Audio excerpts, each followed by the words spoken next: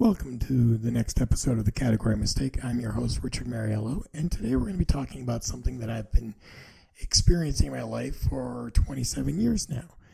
Not till December, but we're pretty close, so I'll give myself credit for that. Marriage. So I got married December 17th, 1994. It was snowing out, it was cold, and it was a spur of the moment. Hey, we need to get married this weekend, so let's get married. Backstory, my wife and I were dating, and she got pregnant, and come to find out our daughter was going to need surgery. After she was born in November, they told us she was going to need surgery, and the surgery was very expensive. So our insurance basically said that they weren't going to pay for it unless we were married. So we already had a wedding planned for the following summer, and we just said, hey, okay, how do we fix that? And they're like, well, we don't have to file the paperwork till Monday. It's Wednesday. If you get married and have a marriage certificate in by next Monday, then you're good to go. So we found our parents, went down to City Hall, filed the paperwork, and that Saturday, we got married in my mom's living room in the middle of a snowstorm, and it was great. Okay, it was crazy because you don't get married that quick. You should not have to plan a wedding in 3 days, but we did. My wife, beautiful as ever, was in my sister's wedding gown, who had gotten married years prior, and my friend and I spent the night before in my mom's house, setting up the living room with benches from the summer house, and that's what people sat on. It was a hot mess, but it's something we'll always remember. And then, of course, 10 years later, we renewed our vows, and we did the big church wedding and the nice dress and the nice suit, and we did an actual honeymoon. Our first honeymoon was, we went back to our house, and that's it. The cats got out. The cats escaped that night, and we had to go find them for a while. But on that, there wasn't really a lot going on. It was just her and I at the house, pretend, now we're married. Boom, you're married. There wasn't a lot of romance or anything else in that time being married. It was just, hey, you're married. And of course, 10 years later, when we renewed our vows, we made it more of a big deal. So my interpretation of marriage growing up was not great. For the longest time, I looked at marriage as something that adults did that most of them hated. And I could see why. I mean, most adults seem miserable. They seemed like they didn't enjoy themselves, and they seemed like they were doing it because that's what they were supposed to do. But when I met my wife, I'd already been in contact and dealt with a very secure married couple, and they kind of gave me a different perspective on things. They kind of showed me that marriage can be good. It can be enjoyable. It's still a lot of work. There's still a lot of things that happen that go wrong that you don't want to, but in the long run, marriage is a blessing. You just have to give it time to become that blessing. So when my wife and I got married, we were young. She had just graduated high school 6 months prior. I graduated the year before that. We had a new daughter. She was a month old, and we had no idea what we were doing. None. And we literally just winged it for the first couple of years. So in the first year of our marriage, we got married. Our daughter had major skull surgery, and we moved to Florida. When we moved to Florida, it was because my wife wanted a change of pace, and I said, okay. And we loaded up the car, and we drove to Florida with a 9-month-old, and we moved to Florida. Got to Florida, got new jobs, dealt with life, and then she got pregnant again with our son. And when she got pregnant, she also was starting to say things like, I miss home. So we loaded up Josie, she was about 15, 16 months old. We put her on a bus, a Greyhound bus in the middle of Florida, and we took the bus from Florida all the way back up here to Maine. If anyone's ever been on a trip with a child, on a plane, on anything, on a car, the bus is probably the worst possible scenario to have a child on for that amount of time. And we did it, and it was exhausting. There was a lot of people helpful. There were a lot of helpful people on the Greyhound bus. There were a lot of people who tried to keep Josie entertained. But again, after 40 hours on a bus, it doesn't matter. That 15, 16-month-old child doesn't care anymore. They just want normalcy. And, well, you can't get that on a bus. Our son was born that following August. And then, we ran into some rough patches. My wife and I had some areas where we had to work on some things. And then she got pregnant with our third child. When she was pregnant with our third child, things changed a lot. She and I had some stressors in our lives. And instead of what we do now, which is talk about them and work through them, we kind of just shut up and didn't say a thing. Now, the problem with that, and when you're married, is you can't fix a problem if you don't acknowledge there's a problem. You can't just hide your head. You can't put your head in the sand if there's an asteroid heading towards Earth and pretend it's not coming, because it's still coming no matter what, right? So after our son was born, my wife had some postpartum depression, not postmenopausal depression, but postpartum depression.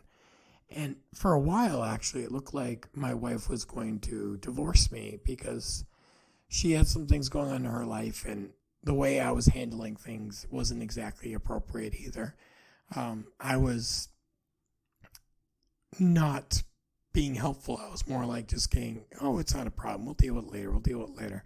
She had a lot of things, and instead of telling her, hey, we need to deal with this, let's attack this full on, I kind of just put my head in the sand and said, yeah, it'll be fine. If I don't pay attention to it, it's not really happening. It was still happening. Okay, it doesn't matter. And if you're married, if your wife or husband has problems, putting your head in the sand is not how you fix the problem. You have to attack it head on. I did not do that, and my wife struggled with that too. So together, we were ignoring problems that almost led to us being divorced. Of course, it didn't. And in the long run, we renewed our vows. Our marriage has gotten stronger. Marriage, though, good, bad, or ugly, there's a movie. Growing up as a kid, I used to watch it, and my kids have watched it, and I have the 25th anniversary edition on DVD.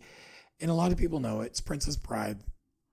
Princess Buttercup is marrying someone she doesn't want to marry, and the line is like, marriage is what brings us here together today. That blessed arrangement, that dream within a dream.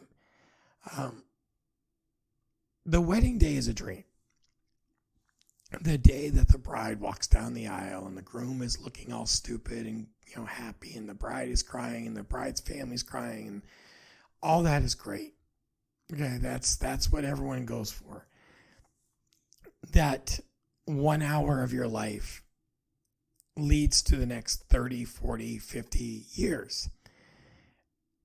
Unfortunately, when a lot of people get married, they want that 1 hour to be the next 40, 50 years. It isn't.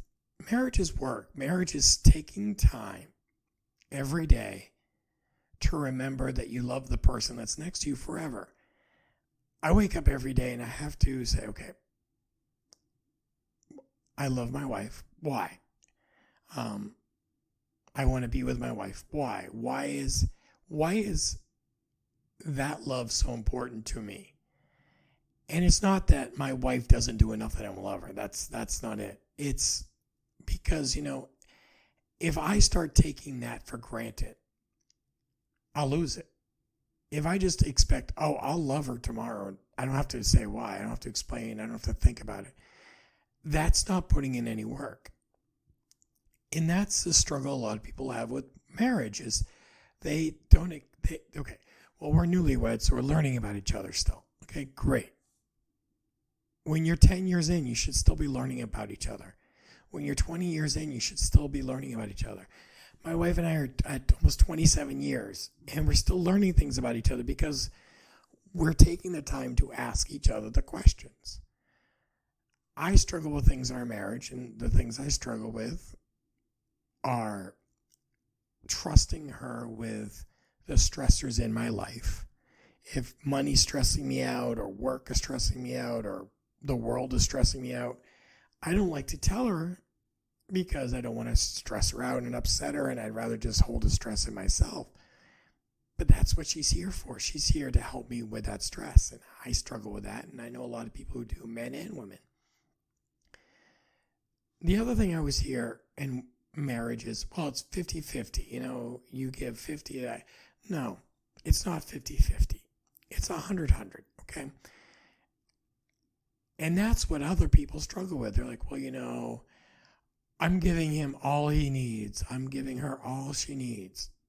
Are you giving her everything? Are you giving her 100%?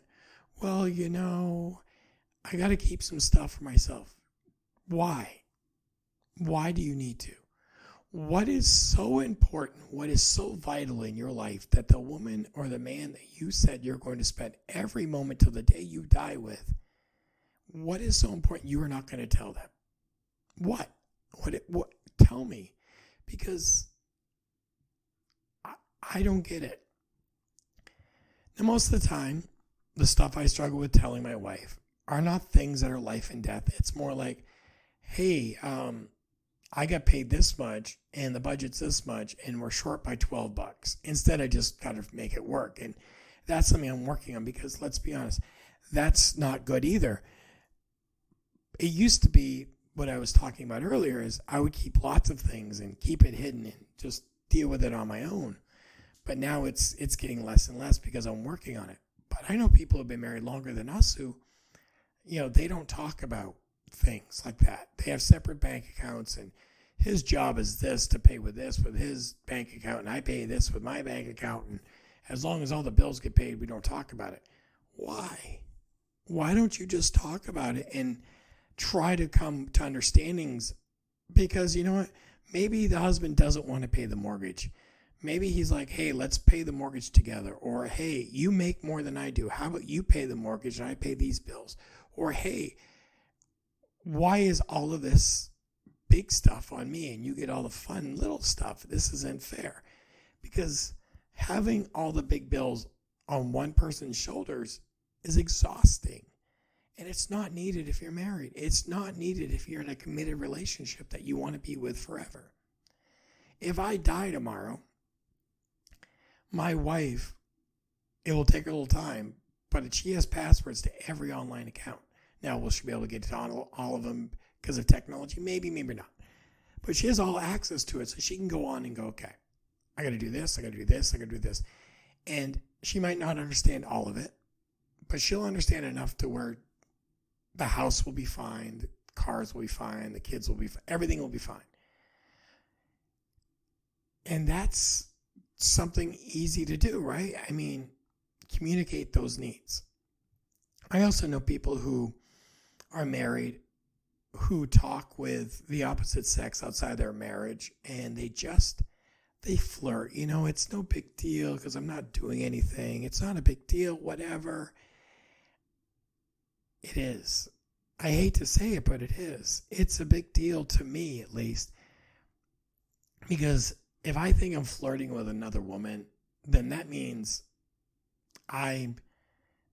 there's something about that woman that's missing from my wife, and that means I don't love my wife the way I should. Now, maybe that's an old school thought. Maybe I'm just old school and backwards. Great, I'm old school and backwards. But I also know that I'd rather be old school and backwards and love my wife 100%. And be there for her, and she knows that I'm there for her, and she knows that I love her 100%, than to ever have an ounce of doubt in her mind or mine about my faithfulness and my ability to love her. A prime example of this is I was deployed to Afghanistan in 2011, and there were a lot of females, and I hung out with a lot of females, but not one of them ever thought I was hitting on them, I don't think. All the ones I've talked to since and before. 99.9% of the women there and the men there knew everything about my family and about my wife. Why? Because that's all I talked about around them. I have people I deployed with that are friends with my wife on Facebook, and they are because they felt like they knew her just from our deployment because I talked about her constantly. I talked about my kids. I talked about my wife. I talked about our marriage. I talked about things that were important to me. So there was never a doubt. It wasn't like someone there could say, well, I think you were cheating on your wife because you were hanging out with all these people. Go talk to those people. You know what they're going to tell you is that I was asking questions about what should I get my wife, or how do I get my wife this, or how do I make sure that she's happy with this. I was asking for advice to be a better husband. I wasn't asking anything else, because my wife and her happiness and my kids and her happiness were important to me 100%. So that brings me back to the fact of marriage. When you get married, you say vows. The basic vows are, do you promise to, love, cherish, honor, till death do you part. Till death do you part. Now, in today's world, they should just take that out. So many people get married, and it's kind of like an Amazon. You order Amazon, and you have 90 days to turn it, to exchange it and bring it back and, get your money back. I feel like weddings are like that now. You get married, and, oh, well, he folds his socks weird, or he doesn't know how to fold a fitted sheet, or he takes too long in the shower. So let's get divorced. It's okay. We split up amicably, or we split up well. Okay. There was no issues. We understand. We're better off friends. Don't get married if at the first wrong turn of a fitted sheet or a shower gel, or the way your husband or wife talks to people at McDonald's, or they look weird in the morning, or any of that. Don't get married then. Because when I took my vows, I took them forever. When my wife and I were going through troubles, and we were she was thinking about divorce, I stayed in the house. Now, I slept on the couch. I watched the kids. I did everything I was doing before, except for I was not with her. Even when she's like, well, I want a divorce and you need to leave, I said, well, honey, I love you. I made vows, and until the day we're divorced, I'm not leaving the house. I will sit on the couch. I will watch the kids if you need to go do things. I will pay the bills. I will do everything I'm supposed to do. But until the day the judge tells me we're no longer married, I'm not leaving. And I didn't. I had everybody telling me I should. I had pastors. I had my parents. I had other people telling me, you know what, it's okay. You did your best. It's okay. I couldn't. In my mind, I made a vow. And I won't say I've been perfect in my vow. I have screwed up a lot. I've done a lot of stupid things. But in the end, I've always loved and cherished my wife with every ounce of my being. I'm not the perfect husband, not the perfect human. There's a lot of things I need to work on, but I continue to strive to be better. And with that, I also understand that she's going to strive to be better also. And with her striving to be better, I need to give her grace. She doesn't have to give me grace, because that's her decision. Her decision is what she gives me, how much grace, how much leeway, how much mistakes, how much she's willing to give. I told her in the beginning that I'm going to give you as much space, time, and grace that you need. Has that always worked well for me? No. Has it hurt me a lot? Yes. Have I wanted to just give up and run away and join the circus? Yes. But I haven't. I've always stayed and done the right thing. Now, I'm not doing the right thing because it's the right thing. I've done the right thing because I love her. I respect her, and I want her to be a part of my life. And that's just that. Now, when it comes to arguments, I used to struggle with that too. Now, my struggle was different than maybe some of you. My struggle was this. I always had this mindset that you can't go to bed angry. So we'd be arguing. It'd be like 11 o'clock at night. She's like, I got to go to bed. I was like, we can't. We got to resolve this. We can't do it. We can't go to bed angry. And I would cause a scene, and it was horrible, and it was so stupid of me. Over the years, I've learned that that's not the right way to do things, because when you're tired, you make dumb decisions. When you're tired and emotional, you make really dumb decisions. So now we try to not just put a pin on it, but, okay, we're going to talk about this tomorrow at this time when we're both mentally and physically there. There's no point to try to talk about it at 2 a.m. because nothing good's going to happen. So that's something we've changed and adjusted. I think we've done well with. But I've met married couples who, they don't fight. They don't argue. They don't disagree. They just smile, nod, and keep going. But how do you know as a couple that you're growing and working and changing for each other and changing to be better together if you don't know what each other wants? If I just did everything my wife wanted me to do with just smiling and nodding, then she would never know what I don't like. She would never know things that not only just scare me, but make me uncomfortable. She would just think, oh, well, that's, Richard loves to do that when I don't. Just like, if she didn't talk to me and we didn't disagree on things, I wouldn't find out things about her that I didn't know.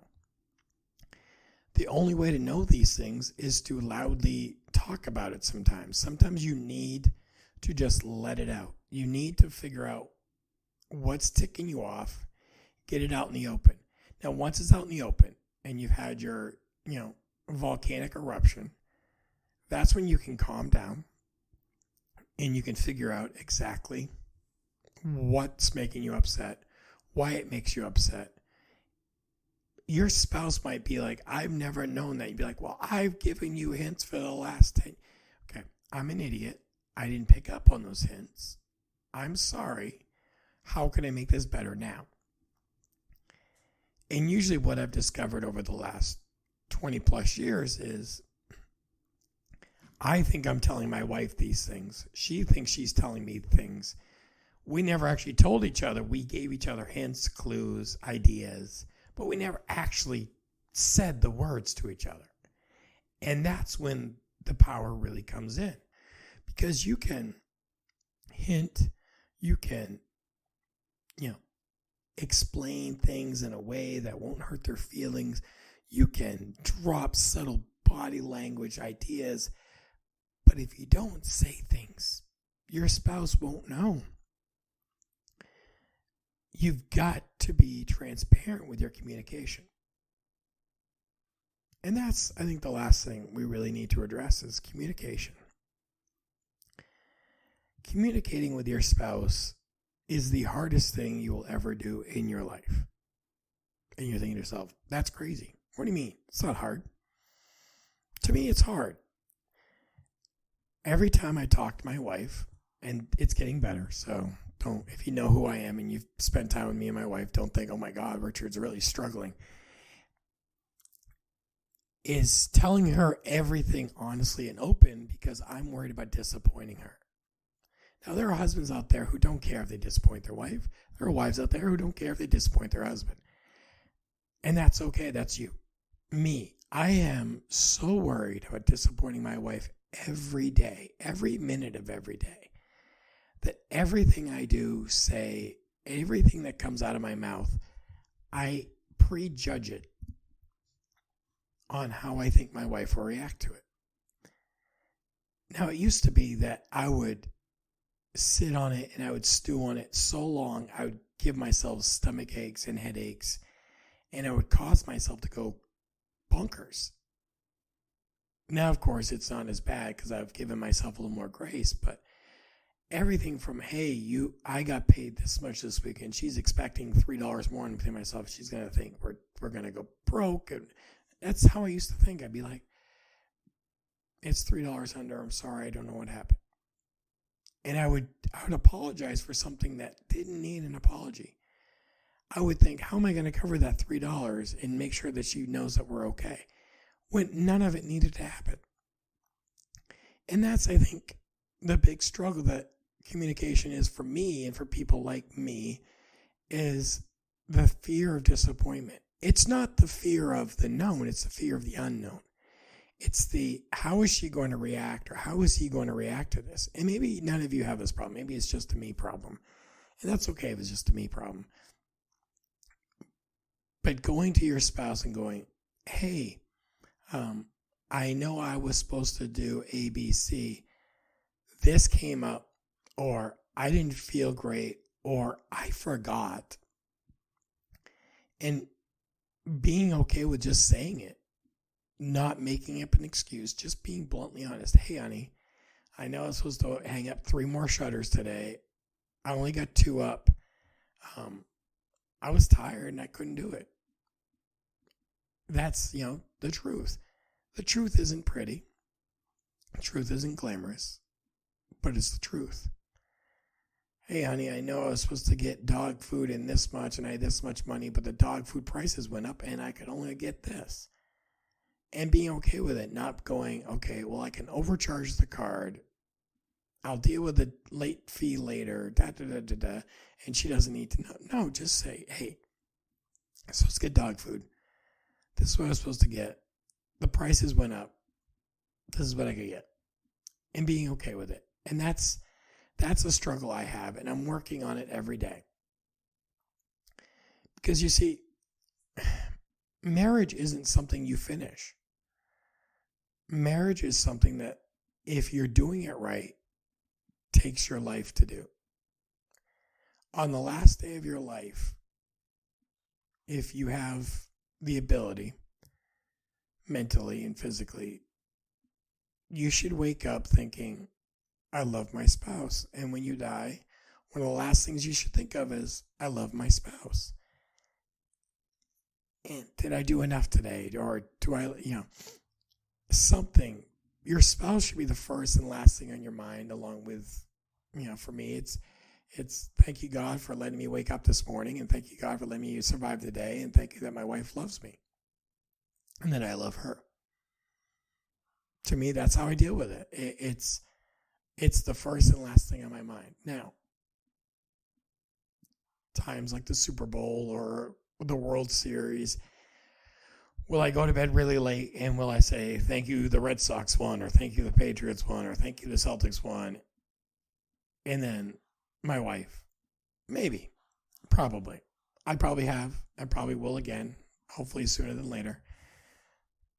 But I'm like that because those are important.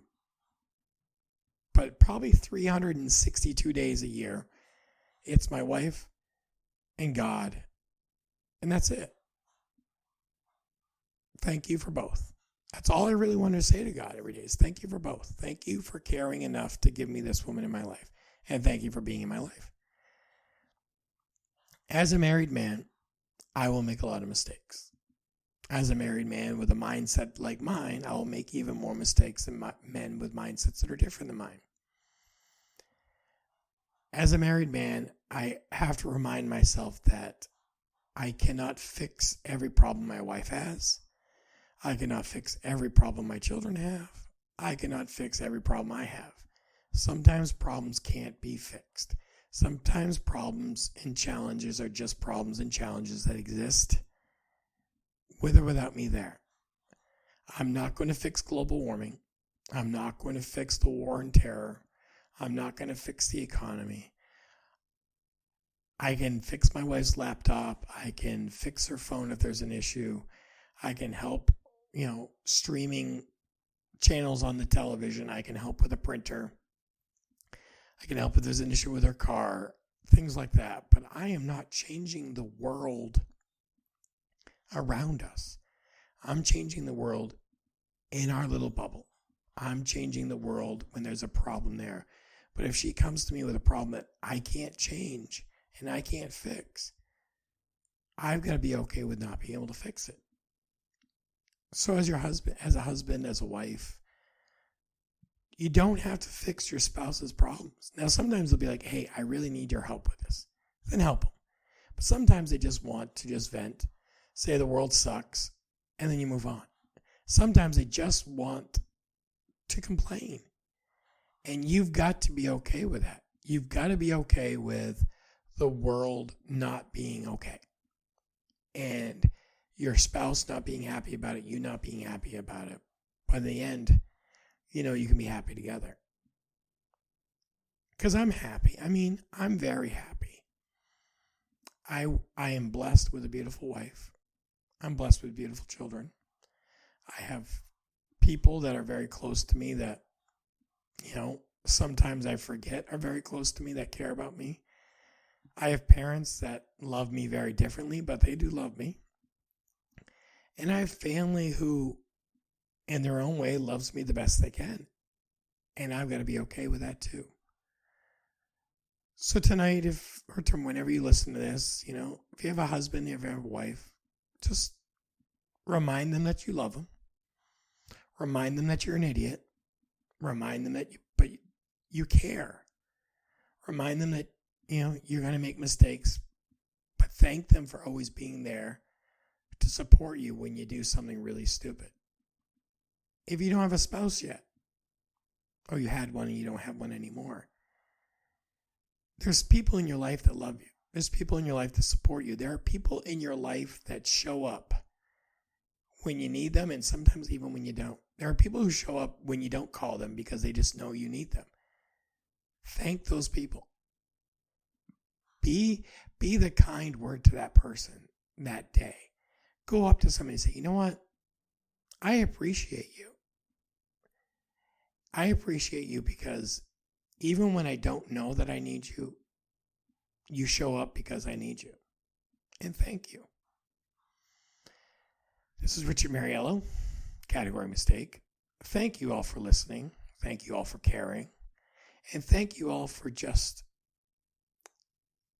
absorbing what comes out of my little weird brain of mine. And thank you for continuing to go on this journey with me as I figure out how much of a category mistake I am compared to others. And are there others like me in this world? And what I'm realizing more and more is there are people out there who think like I do. Not exactly, but enough to where they understand what's going on inside my brain. And they understand that they are special.